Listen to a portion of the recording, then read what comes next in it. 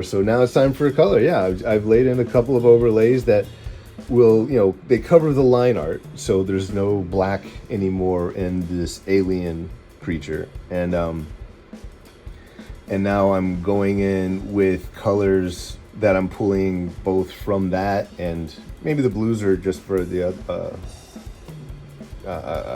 from something else. But and the color palette at the bottom is also from the RCA dog thing. So I wanted to still, even though I'm doing this alien, and this is where the fun homage thing kind of comes in. Even though I'm doing the alien and the dog and everything is gross, like with Nita, sitting with the demon at the diner. It's fun to, once you get your subject matter done and really established, then it's fun to kind of bring it back and try to establish that scene in that vintage kind of style that you initially perceive it in. So right now I'm just painting and trying out things and wanting to I want to solidify the grossness and everything I can on this alien. So, this is just rendering fun at this point, because again, they're just shapes. There's just shapes and stretchy things and blobby things, and it's really just the fun stuff. Like, this is the stuff you would probably noodle on the phone, just because it's enjoyable.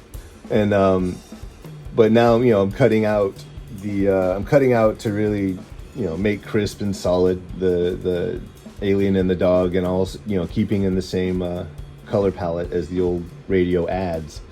And so right now I know I'm thinking that it's a blast now to try to make this alien thing look like it's also an old radio ad. I keep saying radio, but I genuinely have no idea what that was for. So where we're going on? We're going on at 8 minutes now.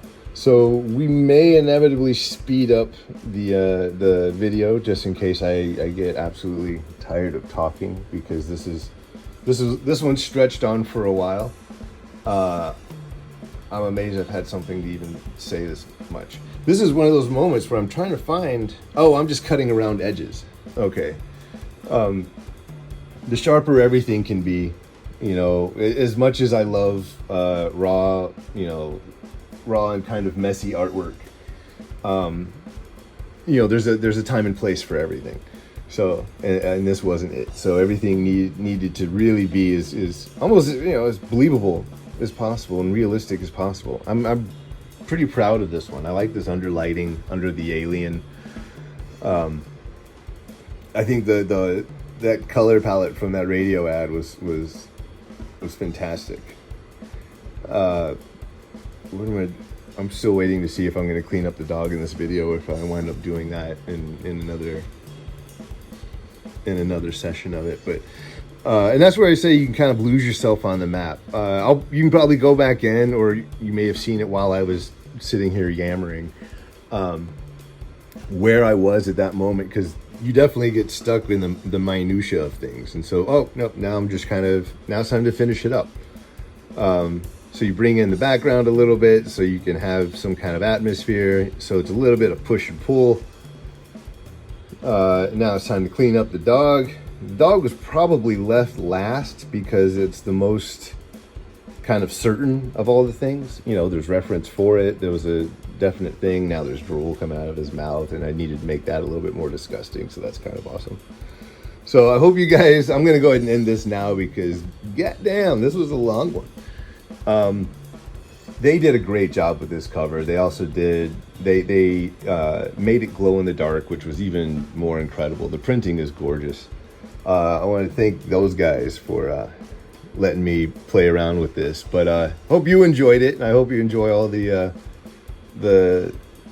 intel, if that is what I offered during this. All right, thanks so much. Cheers.